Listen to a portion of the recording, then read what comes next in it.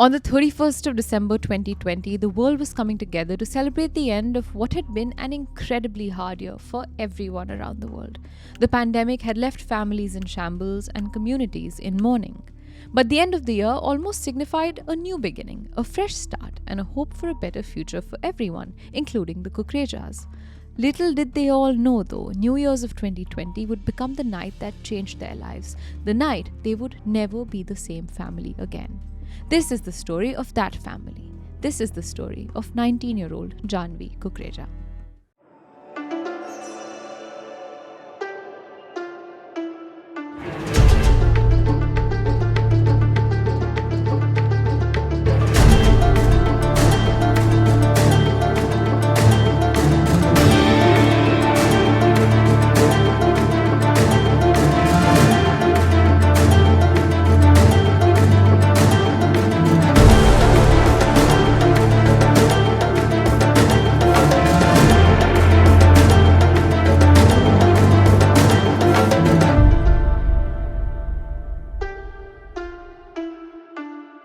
Hi everyone, welcome to the Desi Crime Podcast, a show where we dive deep into some of the craziest cases from around South Asia. I'm your host Aishwarya. And I'm Aryaan. And the case that I have for you today is one that has kept Mumbai on its toes for years now. Aishwarya, it's a case that has kept us on our toes It for has, years. Now, I remember we covered this case on our audio-only podcast back when we were just on Spotify, Apple and all those places. Go follow us if you want to check us out on audio. And I remember this case leaving me with more questions than answers. Years have gone by since we last covered it. And I know Reddit speculates about the New Year murder all the time. And there have been some developments in this case since we last covered it. So I can't wait to hear all about it. But this is still a case of so many questions and we'll get right into all of those. For this case today, we're going to Mumbai in the year 2020, the last day of the year 2020, to the home of a happy, close-knit and loving family living in Santa Cruz. It was a family of four: Prakash Kukreja, his wife Nidhi Kukreja, their younger daughter 13-year-old Manya Kukreja, and their older daughter 19-year-old Jhanvi Kukreja, a student at the Jai Hind College. Now, it was the 31st of December, so the city of Mumbai was celebrating a new year, new resolutions, celebrating with their families, and the Kukrejas were no different. But the Kukrejas weren't just celebrating the end of the year, they were celebrating Prakash Kukreja's 51st birthday. The home was bustling with laughter from the family and their friends, including their neighbors, the Padalkars.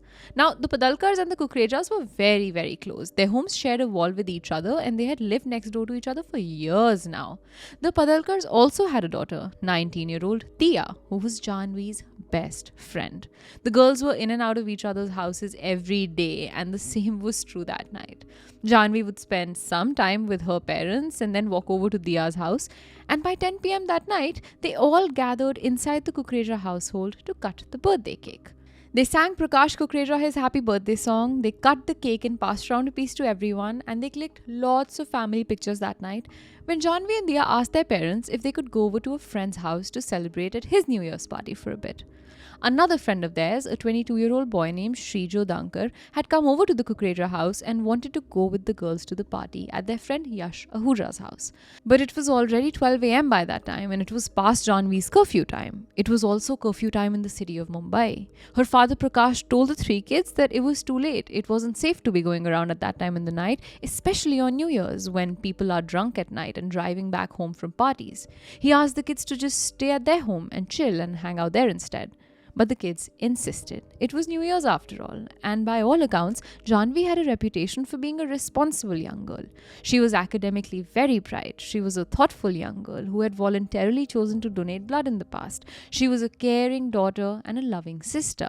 On New Year's, she had been home celebrating her father's birthday, not out partying like a lot of other kids her age. So when she insisted on going just for half an hour with friends her parents trusted, they eventually agreed to let her go. Jhanvi walked into her room to wear a different pair of shoes for the party but couldn't find the ones she was looking for. Her mother took off her own pair of shoes and gave them to her daughter and hugged her goodbye. But they told her to give them a call when the party was over so they could come pick the kids up instead of having them drive back at night. The three of them were elated. I think every brown kid knows all too well the excitement of being allowed to go to a party you weren't initially given the permission to go to. It takes a little bit of convincing and emotional blackmail, sometimes even some fighting, to go to a party as an Indian kid, especially at 12 in the night. So excited at being allowed to go, Jhanvi, Diya and Shri all left the Kukreja household to go to the high-rise building named Bhagwari Heights in Khar, in which Yash lived, for a rooftop party. The half an hour by which they had all said they'd be back slowly passed, and it was now 12:30. But Jhanvi's parents knew better than to think that she'd be back at exactly the time she had promised. They weren't worried that she wasn't back yet. But then, an hour passed away, and now it was 1:30 a.m. The clocks had turned and it was 2021.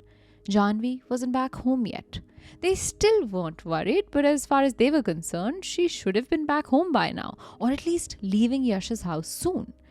Nidhi Kukreja, Jhanvi's mother, said that at 1:30 a.m., her husband called Jhanvi. The number was busy and nobody picked up. Quote, "We called her twice after that, but she didn't respond. But since the party venue was just 5 minutes away, we didn't worry much." End quote. But little did the Kukrejas know, in the 2 hours since their daughter had left their house, something had transpired within the walls of the high-rise where they had all gone to party. Something so sinister that it would leave all of India in shock.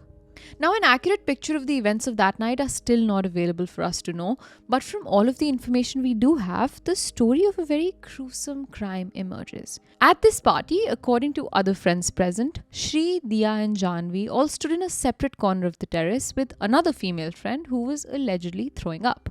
All of these kids had been drinking. Some reports say some of them were smoking weed, and by no means is it unusual to find a 19, 20-year-old throwing up at a New Year's party. So nobody's alarm bells were ringing just yet.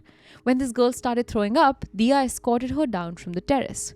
A while later, Diya returned and apparently was getting a little close with Shri. According to the Times of India, the two were, quote, cozying up, which for some reason made Jhanvi angry. A police officer has come forward to say that when Jhanvi saw the two together like that, she got angry and screamed at the two, which led to Diya slapping Jhanvi and walking off the terrace. When Diya walked off the terrace, Shri followed her, and so did Jhanvi.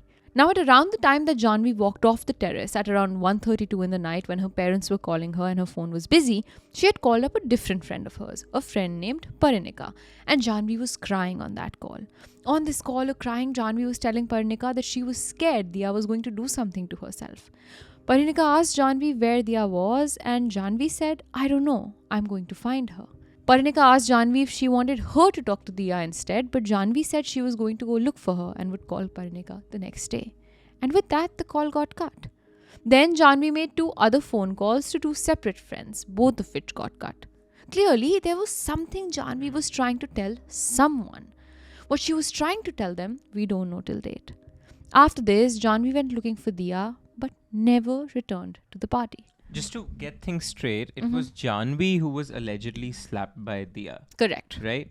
But it was Jhanvi who on call with her friend Parinika goes, I think Diya is going to hurt herself. Correct. Yeah, it's weird for me to see where the sympathy comes from, for someone who's just hit you in front of everyone. Right? Yeah. In front of worse so in front of everyone who's a friend of yours. So, weird yeah, encounter. Very weird Very conversation. weird. And yeah. the fact that she called 2 other people, clearly she wanted to get it off her chest, whatever it was. I'm not quite sure. Right. In fact, not only did Jhanvi not return to the party, Shri didn't return to the party either. Only Diya did. Diya went over to Yash's house, ate dinner at his house and fell asleep in a room there.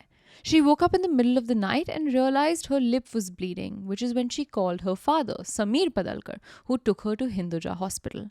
But between the phone calls Jhanvi had made and Diya going back to Yash's house, somehow Shri had gotten very badly injured too. He had a fractured rib, a head injury, a hand injury, and scratches all over his back, and he had gone to a completely different hospital a few hours ago. But when Diya went back up to Yash's house, she didn't tell anyone of the incident. She just ate food, got into bed and fell asleep. Nobody asked her where Jhanvi was. Nobody asked her where Shri was. When Diya's father took his daughter to the hospital at around 3 a.m., he got a call from Yash's parents saying a resident in the building had found Jhanvi's body lying on the first floor in a pool of blood. However, a different version of the story says that it was in fact Dia's father who found Jhanvi's body lying on the first floor, but chose not to take her to the hospital when he was taking his own daughter there. This would explain why, in every interview of Jhanvi's mother, she keeps asking why nobody took her daughter to the hospital, or why her daughter was taken to a different hospital than both Shri and Dia. I don't know which of these stories is correct, but this is what Jhanvi's mother Nidhi Kukreja said in an interview with Ujjwal Trivedi on YouTube. तो क्यों दिया ने नहीं बोला कि झगड़ा चल रहा है अंकल आप सुलझा दो? क्यों नहीं यश के फादर को बोला मेरा नंबर है, मुझे कॉल क्यों नहीं किया? मेरा जो घर है और यश का घर है 8 मिनट की दूरी पे है सर, और रात को आप आएंगे ना तो एग्जैक्टली 3 मिनट्स लगते गाड़ी में.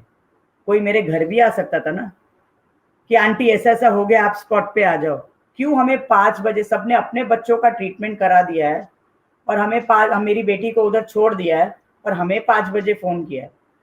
Now, this hospital detail is actually very weird to me, that all three of these injured people at the same party, Jhanvi, Dia and Shri, all three went to 3 separate hospitals from the exact same location, which was Yash's house.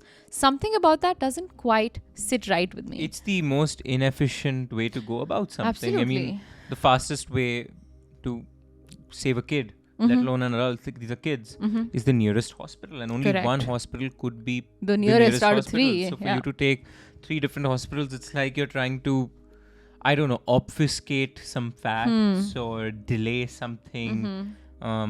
But it's definitely a weird detail. Or to me, giving 3 different stories of how these 3 kids got injured. Because if you bring all 3 of them together to the same hospital, right, you can't give 3 separate stories for how 3 people got injured, right? Right. So in my so you need mind, to tell the hospital staff something, or they call the police, right? What's also weird is the time. Even though Dia was taken to the hospital at around 3 a.m., Jhanvi was taken to the hospital at 5 a.m. and her parents were called at 5:15 a.m. Jhanvi's mother told the Humans of Bombay, quote, "What transpired in those 2 hours is still a mystery. At 5 a.m., we got a call from Dia's father saying an incident had taken place. He asked us to come to the police station. Terrified, we rushed there. The cops told us, Jhanvi is no more. I couldn't breathe. Prakash burst into tears. She was 19, end quote." 51-year-old Prakash had collapsed in the police station while Nidhi Kukreja couldn't find the courage to speak. But even up until this point, it felt like perhaps there had been an unfortunate accident. This reminds me of what Barun Thakur thought when he got a call from Ryan International saying his son was in the hospital. The worst thought in his mind and in the mind of Nidhi and Prakash Kukreja was that there perhaps had been an accident. Perhaps Jhanvi had gotten drunk and fallen and hurt herself. Maybe she had slipped. 100 different explanations, but none as sinister as the truth in this case. When the couple went down to Baba Hospital to identify the body of their daughter, it took precisely one look to tell her death was no accident.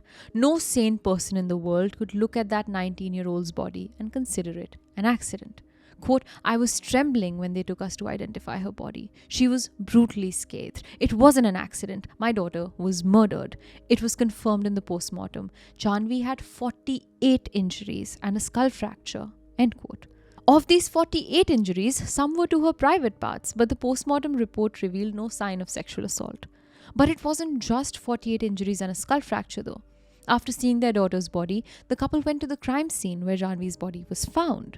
They saw a huge pool of blood where her body was, but her body was on the first floor. But there was blood on the staircase all the way leading up to the 8th floor. One shoe of hers was on the first floor with her body, but the other was up on the 8th floor. The bangles she was wearing, her earrings, her rubber band were all found scattered between the 2 floors, floor number 1 and floor number 8, with huge chunks of her hair lying all throughout the staircase, leading the cops to believe she was dragged down by her hair. Her skull fracture makes them think that her head was banged on the wall with great force on purpose while she was being dragged down. There was also an injury to the back of her head from a sharp object. There was no doubt in anyone's mind, not after seeing the crime scene. This was a murder. What a frightening crime scene from the point of view of analyzing what went down. I'm sure there are, smarter forensic experts that have come up with other theories. I'm sure the Mumbai police would have drawn up, figured out how that blood from 8th to the first floor could have trickled down. But I would posit 3 ways and tell me if there might exist more. So clearly it's a murder. There is no way these are self-inflicted or accidental. Correct. 48 injuries to the skull. So let's say the crime occurred on the 8th floor, which is where it seems to have occurred, right? Yeah. One possibility is, as you just said, that she was most likely dragged down. Correct.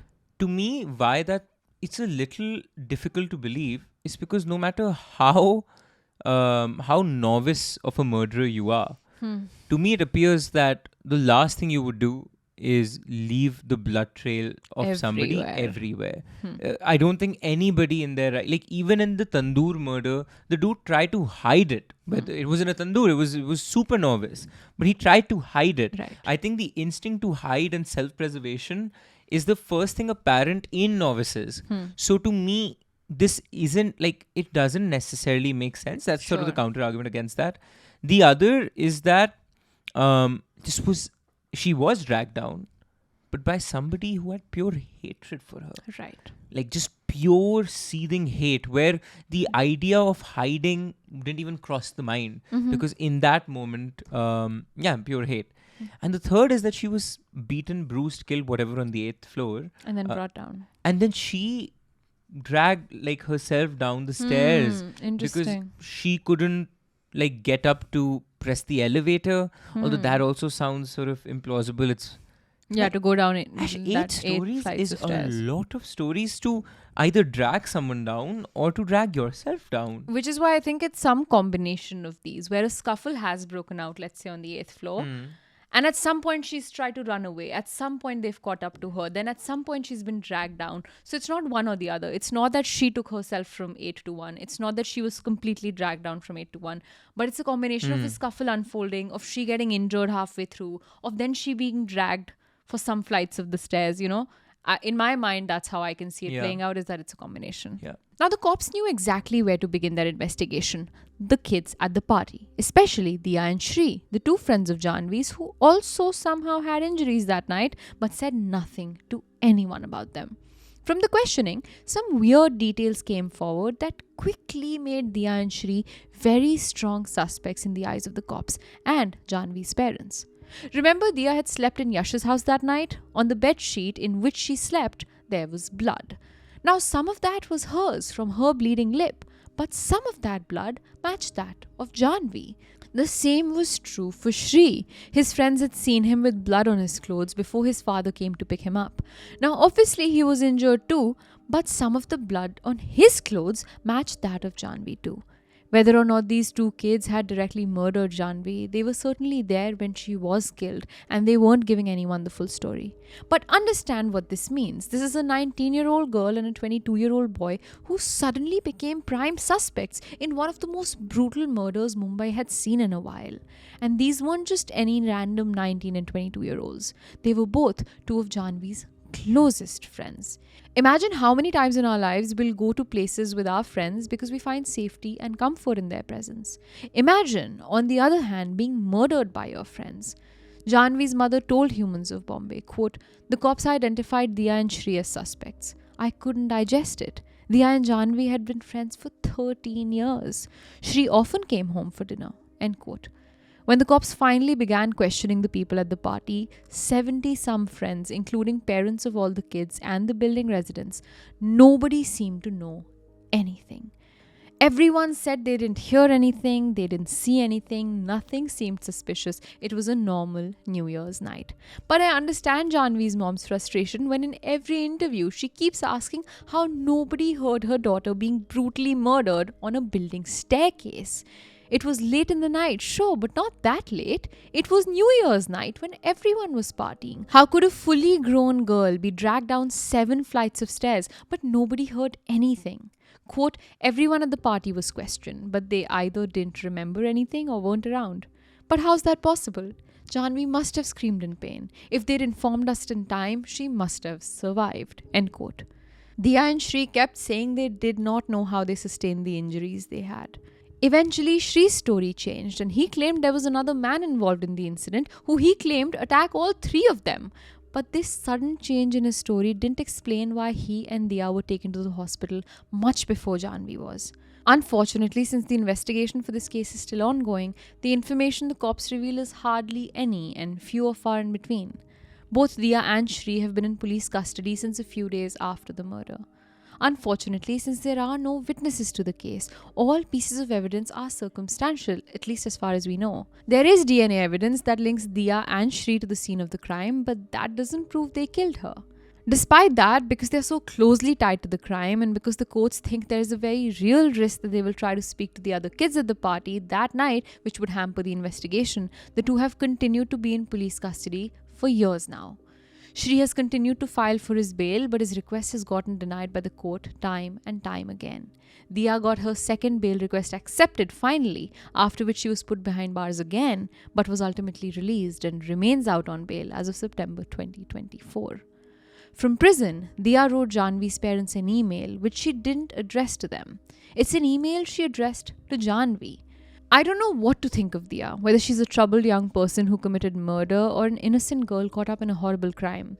What I do know is that this email feels weird to me. It said this: Dear Jhanvi, समझ में नहीं आ रहा है क्या करूं तेरे बिना. I can't breathe sometimes. I miss you so much. The world feels ugly without you. People are so ugly, sharpening their tongues on swords, saying the cruelest things. I would never hurt you. I love you so much. Every day my heart breaks a little more. I wish you were here. Life is hell without you. Everything is hell. आधी जान तो तेरे साथ चली गई. It hurts me, pains me to think that people say that I hurt you, that it was my fault. I wouldn't even touch a hair on your head. You are so, so special to me, baby girl. Please tell me you're going to be okay. I don't feel okay without you. I'd give you justice myself, but I'll never be given a chance. People spread lies, and no one wants to know what the truth is. A web of lies and games, and I'm stuck right in it. I'm so, so tired. I just want to hold your small hand and look at you and smile. I would give anything to hear your voice right now. What was you was me. What am I now? I want you to be happy wherever you are. Ek din milenge meri jaan. Remember, I love you always. Diya. End quote. The lawyers for the Kukrejas came forward very strongly against this letter, claiming that this was Diya's attempt at influencing the investigation in deeply inauthentic and cunning ways. I see why the lawyers feel that way, because Diya addressed this letter to her dead friend. Obviously, Jhanvi isn't going to read it. She knows her parents would read it. She was trying to convey to them a message. Aryaan, do you have any thoughts on this email? I think it's not so much the content, like I said, that feels a little bit off to me. But if you did want to write a letter to your dead friend, it's not abnormal at all. No. But then you don't send it to your dead friend's parents. If Anne Frank, when you read that, the diary of Anne Frank, it was clearly written for herself. Yeah. I could have very well imagined a girl like Anne or a girl in any very difficult situation to write these things to console yourself. But they are meant to be for yourself. Right. They're not meant to be broadcast. No, and the moment they are broadcast, of course one will question the intention. Whether or not you are, malicious in why you're doing it, the intention will be come to... And you shouldn't send that to the parents. Like...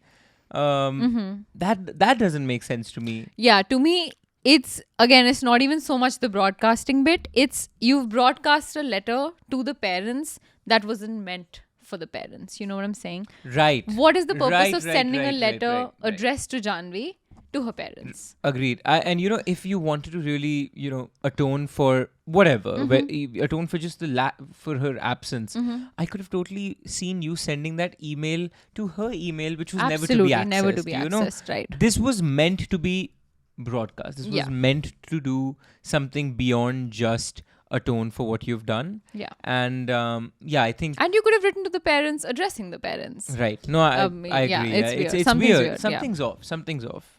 For Jhanvi's parents, life has stalled still to the last day of 2020. Jhanvi's mother, who visits every court hearing, whether or not she's required to, who has quit her job to take care of her other daughter and fight for Jhanvi's justice, said, quote, "For the first 2 days, I was numb. I kept asking myself, why would somebody kill my daughter? She was kind and good at academics. She aspired to study abroad, so we were saving up for that. But when I got the postmortem report, my blood boiled. I didn't want to sit and cry. I decided to fight. I hired lawyers and pressed charges. I spoke to Jhanvi's friends in search of new evidence. I don't want any parent to go through what we did. It's been 2 weeks since Jhanvi was murdered. The case is now in court, and we're just waiting. Imagine if your daughter or sister went to a New Year's party and never came back home. How would you feel? None of the children present at the party that night have spoken to me since Jhanvi's death, despite my many efforts to reach out to them. The Ahujas at whose house the party was did not even call me to console. I know these kids. The lawyers don't. These kids have often slept at my home when they got home late and feared that their own parents would shout at them. But I always made it a point to inform the parents that the children were at my home, so they wouldn't worry. Yet, when my daughter was so brutally attacked, not one parent did me the courtesy of even phoning from the police station to let me know what had happened. They avoid us like the plague. If they even see our car coming, they turn their heads around." End quote. Their younger daughter Manya has undergone intensive counseling over the last 4 years to deal with the trauma of her sister's brutal death. The hurt runs very deep in this family, and every interview reveals that. Prakash Kukreja's birthday will never ever again be a reason for celebration in his life. It was the last night he saw his daughter alive. 2021 will never be the year of new beginnings and new goals for this family. It will always be the year they experienced an unimaginable loss in the most horrific way possible. While the whole world was celebrating, their daughter's death will forever be one of the first registered deaths in the world of the year 2021. Prakash Kukreja says, quote, "We have had 365 sleepless nights in 2021. We attended all the court hearings to get justice for my daughter, who was killed by her own childhood friends on the very first day of the year." End quote. For this case, there is more evidence and information and details yet to be uncovered as the trial begins and both sides present their cases. As of September 2024, the trial was, quote, "mysteriously moved from one session court in Mumbai to another, according to Jhanvi's lawyers. They are fighting staunchly to get the case to return to its original court, but this administrative squabble has halted justice and brought the case to a standstill. Once more information is available, you know where to look for an update episode. Right here on the Desi Crime Podcast. Till then, stay safe, stay crazy, and stay Desi. If you like what we do here at Desi Studios and absolutely love what we're wearing today, this is merch you can go buy all for yourself. You can buy this Desi Crime merch in our YouTube store on the link down below at Karak Merch. Keep the engines at Desi Studios rolling so we can pay our videographer right behind the camera to make these amazing episodes just for you.